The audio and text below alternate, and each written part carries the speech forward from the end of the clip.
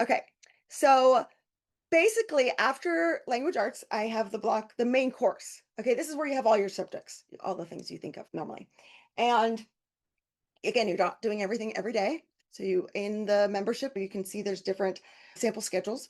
But it like Shay, I didn't learn this my first couple years of homeschooling. This is one of the things I had to learn the hard way is that, oh, you don't have to do everything every day. So that was just amazing to find out and took a lot of pressure off of us. So yes, go get your favorite beverage if you would like one. So in the membership, there are, oh, look at that cute baby. Oh gosh, now I'm distracted. Sorry. There are literature guides for the different books that you'll be reading. And so I wanted to share that with you. They're not like typical literature guides. This is just to help you get some background information for the book to help guide your child as they're reading it. It's not a bunch of busy work. You're not going to be doing a crossword puzzle or something that's totally not related. This is to help your child understand the literature better. So let me share my screen. Okay, so we are going to do a lesson together on Pride and Prejudice, one of my favorite books. Okay, so here's what the guide would look like. So every day, and this is for most subjects, the lessons are like this. There's a before reading, a during reading, and an after reading. Okay. And this is very much how Charlotte Mason's teachers would have scheduled their lessons as well. So before reading is giving a little bit of background information that is going to help the child. This is the first lesson, so this one's quite long. The rest of the lessons aren't this long. Okay. So before they would start the book, though, it's helpful to know a little bit about it, to know about the author, to know about what they're reading, any historical information that might help with understanding the time period. What are some of the major themes that are going to be in the book? And then just who the characters are, especially in a book with a lot of characters. And then they can go back and reference this when they're reading later and they're like, wait, who's Mr. Wickham? Which girl liked Mr. Darcy? It'll help them keep track of things a little better. Okay. But on just a regular day, it just gives them some little bit of information for the chapters they're going to read. So today we're going to be starting with chapters 1 through 6. I'm not going to read all of them to you, don't worry. But if you are a student, so I want you to experience this. So I hope you have a pencil, a pen, something you can write with for after this. But obviously, this is for high school. This is for British literature. So they'd be reading this on their own, but I'm going to read it with you. But before you would read through some of this information. So, a wealthy young man had just rented the grand house down the road. And before anyone in the neighborhood had so much as shaken his hand, the local families have already settled on which of their daughters he ought to marry. That is how Pride and Prejudice begins. And from its very first sentence, you can hear the smile in Jane Austen's voice. When her character announces a truth universally acknowledged about rich men needing wives, she is using verbal irony, which is when a writer says one thing while clearly meaning you to take it with a grain of salt. Watch how often she reports not what is actually true, but what the town has decided is true. You will catch it again when the neighborhood crowns Mr. Darcy the most disagreeable man in the world after a single evening. A verdict so exaggerated that it counts as hyperbole, deliberate overstatement used for effect. Notice, too, that Austen introduced her people in matched pairs, setting easygoing Mr. Bingley beside proud Mr. Darcy, and gentle Jane beside sharp eyed Elizabeth. Each of these is a foil, a character placed next to each other, so their differences stand out. As you read, pay attention to first impressions, both the ones the characters are forming of each other and the ones you are forming yourself. And then your student would read real book. I know it's amazing. It's amazing how I don't know if you saw the study or the article in the Atlantic where they were interviewing professors from Columbia University, an Ivy League school, that were bemoaning the fact that their students were unable to finish an actual book, that they didn't have the actual stamina to read through a complete book anymore. And I've seen that in different articles from different top schools in our country, which is unbelievable to me. So, yes, you can read an actual real book if you want them to. Okay, so I'm obviously not going to read all of chapters 1 through 6 to you all, but I do want you to experience this. So I am going to read a little bit from chapter 3. Where did I want to start? Oh, okay. Lady Lucas quieted her fears a little by starting the idea of his being gone to London only to get a large party for the ball. and a report soon followed that Mr. Bingley was to bring 12 ladies and 7 gentlemen with him to the assembly. The girls grieved over such a number of ladies, but were comforted the day before the ball by hearing that instead of 12, he had only brought 6 from London, his 5 sisters and a cousin. And when the party entered the assembly room, it consisted of only 5 altogether: Mr. Bingley, his 2 sisters, the husband of the eldest, and another young man. Mr. Bingley was good looking and gentlemanlike. He had a pleasant countenance and easy, unaffected manners. His sisters were fine women with an air of decided fashion. His brother-in-law, Mr. Hurst, merely looked the gentleman, but his friend Mr. Darcy soon drew the attention of the room by his fine, tall person, handsome features, and the report which was in general circulation within 5 minutes after his entrance of his having 10,000 a year. The gentlemen pronounced him to be a fine figure of a man. The ladies declared he was much handsomer than Mr. Bingley, and he was looked at with great admiration for about half the evening, till his manners gave a disgust which turned the tide of his popularity, for he was discovered to be proud, to be above his company, and above being pleased, and not all his large estate in Derbyshire could then save him from having a most forbidding and disagreeable countenance, and being unworthy to be compared with his friend. Mr. Bingley had soon made himself acquainted with all the principal people in the room. He was lively and unreserved, danced every dance, was angry that the ball closed so early, and talked of giving one himself at Netherfield. Such amiable qualities must speak for themselves. What a contrast between him and his friend! Mr. Darcy danced only once with Mrs. Hurst and once with Miss Bingley, declined being introduced to any other lady, and spent the rest of the evening in walking about the room, speaking occasionally to one of his own party. His character was decided.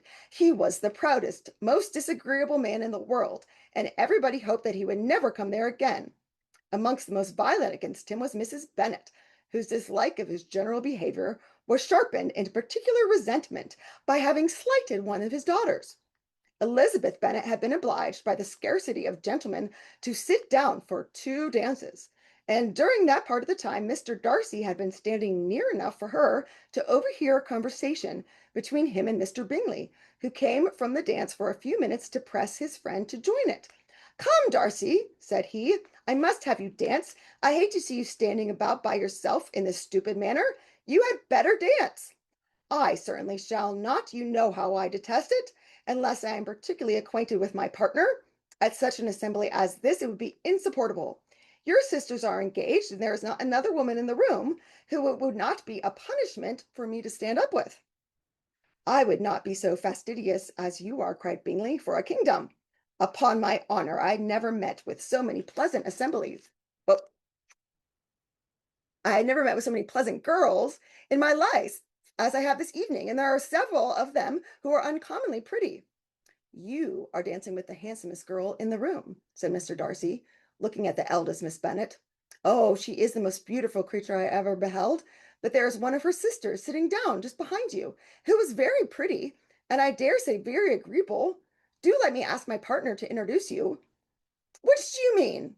And turning round, he looked for a moment at Elizabeth, till catching her eye, he withdrew his own, and coldly said, "She is tolerable, but not handsome enough to tempt me, and I am in no humor at present to give consequence to young ladies who are only slighted by other men. You had better return with your partner and enjoy her smiles, for you are wasting your time with me." Mr. Bingley followed his advice. Mr. Darcy walked off, and Elizabeth remained with no very cordial feelings toward him. She told the story, however, with great spirit among her friends, for she had a lively, playful disposition, which delighted in anything ridiculous. The evening altogether passed off pleasantly to the whole family. Mrs. Bennet had seen her eldest daughter much admired by the Netherfield party. Mr. Bingley had danced with her twice, and she had been distinguished by her sisters.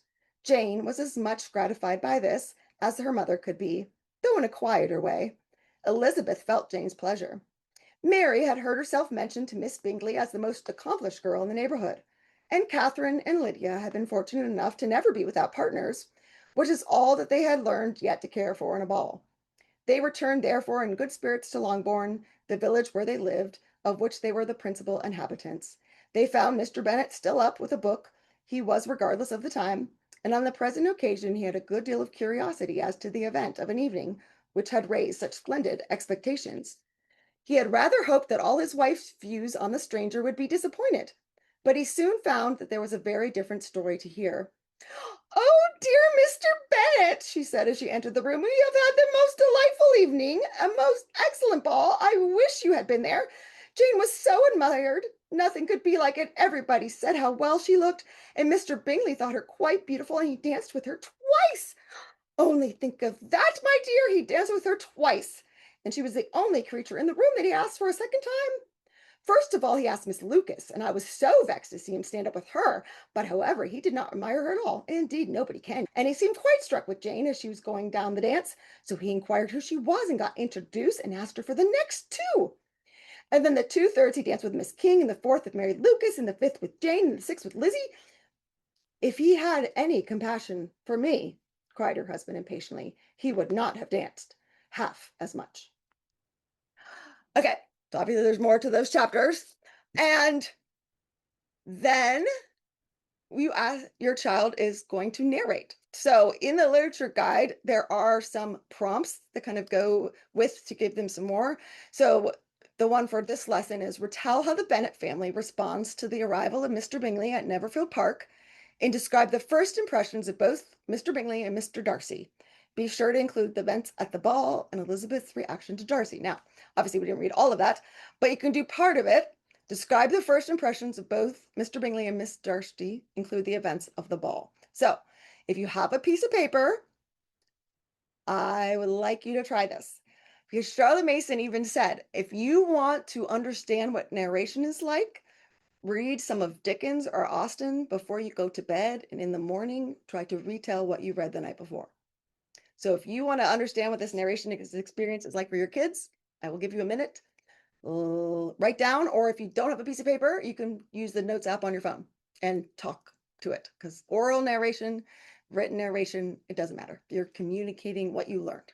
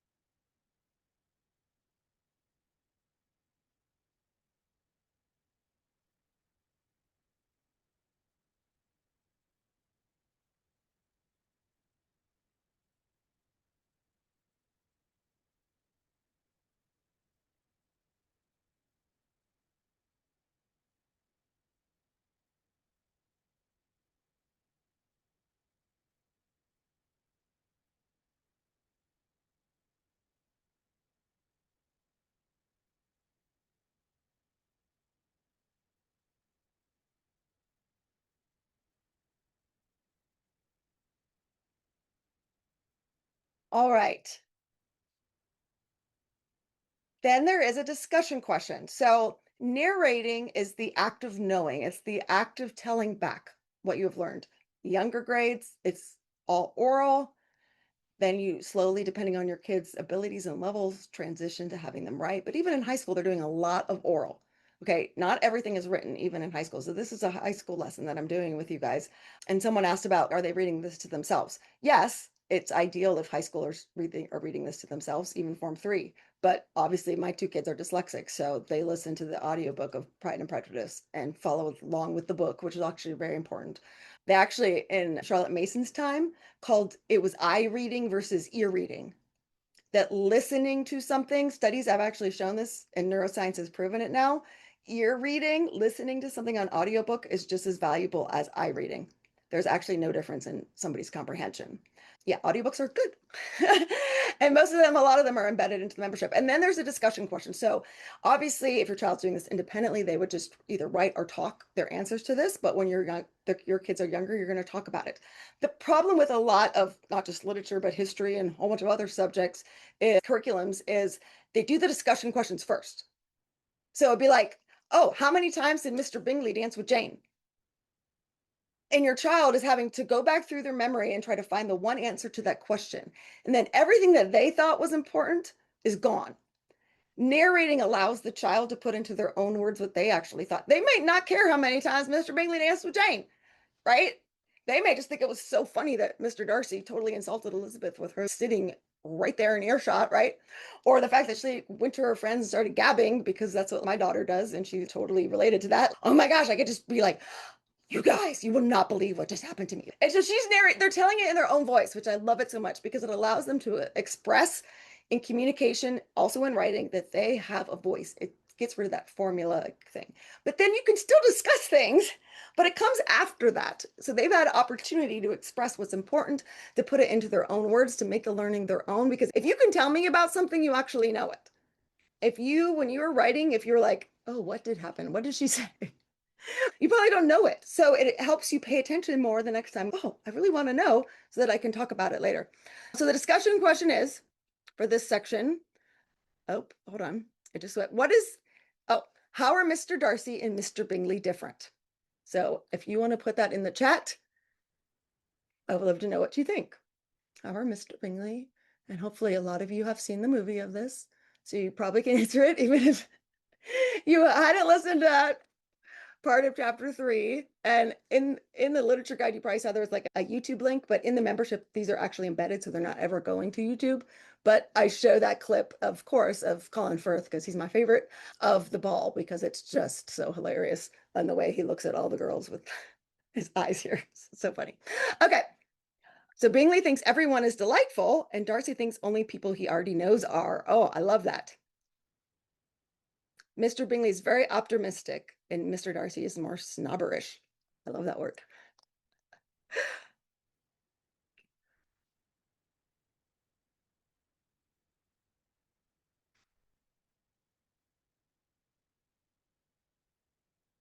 So again, this isn't going to take all day long. It's not like they have 10 questions that they have to answer, and they're the really coming in contact with the book, whether it's literature, history, geography, all these kind of main subjects are very similar in this regard, that they're doing a before reading a little bit of background knowledge, setting the stage. They're reading it, a real book, and then they're going to tell you about it. And there might be 1 or 2 questions. Again, that really does deepen their understanding, but it doesn't take you all day to do everything, which is so important. Okay. So that gives you a little taste of literature.